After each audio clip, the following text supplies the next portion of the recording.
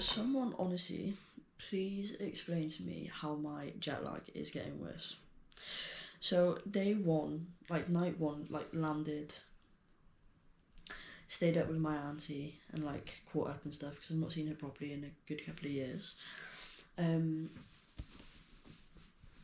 so then, yeah, I went to sleep at about like 2:30, woke up at 5:30 and I was like, oh god, okay, 3-4 hours skip is a lot better than like nothing, you know, happy days. So I had a chill one yesterday, well, somewhat chill, but we'll get into that. So I had a chill one yesterday and was like, yep, fine, whatever. Went to sleep last night at like 10:30, 11. Woke up and I could like see that it was like still a little bit dark out and I was like, oh my god, right, just say it's 5:30, just say it's 5:30, like it'll be fine. Checked, 1:30. What the fuck? How is my jet lag getting worse?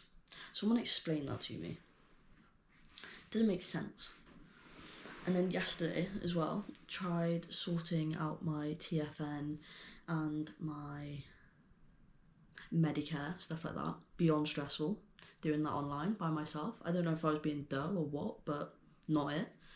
But then my friend who's like also done her, she's like coming to the end of her first working holiday visa, whatever it's called, you know what I'm saying? Yeah, she's coming to the end of hers and she was like, oh yeah, no, I remember it being absolute chaos, like just turn up to the Medicare place and like go for it. Like they'll help you out and stuff like that. So I am praying to all the lords that, one, I catch the bus to the right place, because we all know that that's a bit sus when it comes to me. I'll probably end up in like the centre of town instead of just 20 minutes away. And then I also hope that the woman, man, they, them situation, whoever, on the other side of this desk helps me out, or else no. Between that and the fact that today is going to be brought to you by caffeine and hopes and prayers, day 2 is going well. We're off to a good start.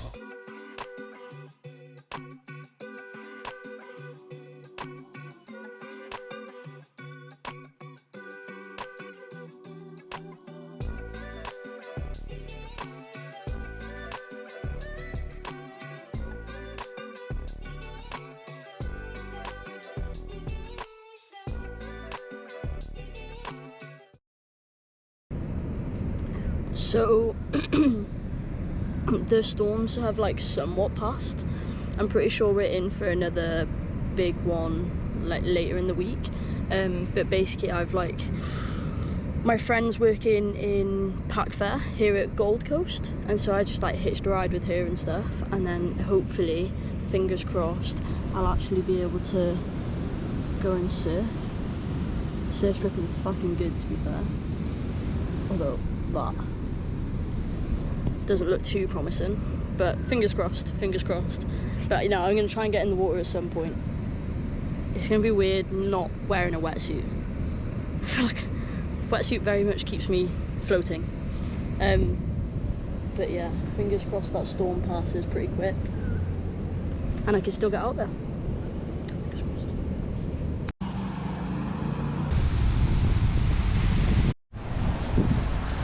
So I actually managed to go surfing.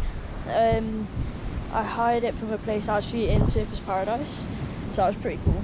I don't think I'll surf there again though, it was so busy, and the friggin' rip was literally like, say we're not here anymore, but it was just like pulled constantly here, and this was like the swimming safe zone, so you were constantly getting like battered and shouted out by the lifeguards, because, well, naturally, obviously we were like going into their zone, which we shouldn't have been doing. But yeah, no, hell of a, like the fact that I've actually surfed now in Australia is insane. Like that's something that I never thought I'd do. Had to surf on a longboard because it was the only one that they had left, like a soft top longboard, and like I was really happy with the sort of what's the word? Like progress that I'd made, and like when I was last in Cornwall and I surfed then, it was on a 7 foot, so I was really cool. So going back to a longboard and trying to like navigate where to actually be on the board, and also how to friggin' carry it, bro. I am 5'1". This thing was huge. I couldn't even get my arm all the way around it. I had to carry it like either on my head or like weirdly. But yeah, no, but it was super fun, and I can't believe I've actually surfed in Australia. I'm super stoked to like find more places now in Australia to actually go and surf. I'm glad that I kind of did do it in Surfers. One, because obviously it's like kind of an iconic place, maybe not the best place to actually surf, but it's kind of iconic, so that's pretty cool. But then also it's that heavily lifeguarded that like nothing was kind of going to go wrong, which is in terms of obviously like sharks and shit like that, or like with the rip, like so yeah, that was kind of good. It kind of built my confidence up, because that is a big old scary ocean. It is, it's crazy, but yeah man, did it. I'm excited for the next one for sure. So that storm that I mentioned rolled in pretty hard. But once I got into actual shelter, it was pretty cool to watch, to be fair. Like, Australian storms hit different, like they are built different. But it did mean that the next few days were a little bit of a washout. And so I actually went and seen some other bits, like the museum and the art gallery. And for when it was, you know, somewhat dry, and post-storm, it was good as. Even managed to go to like the botanical gardens and things like that, just stuff that I probably wouldn't have done if it was like lush weather. Like I would have just headed to the beach or the mountains again, you know?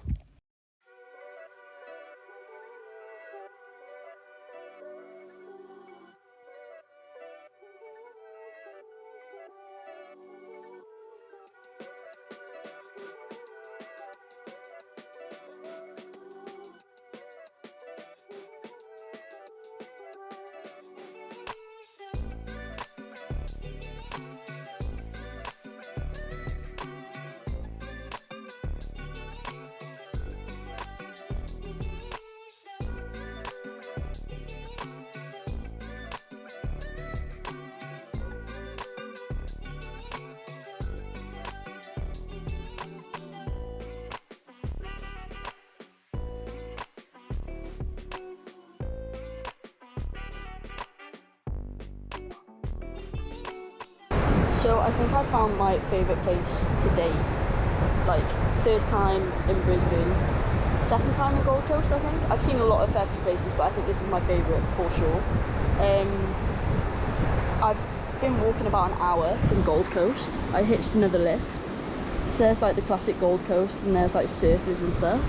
But this place here is called Burleigh Head. Or this is the northern head. That over there is Burleigh Head. So that's where I'm trying to go,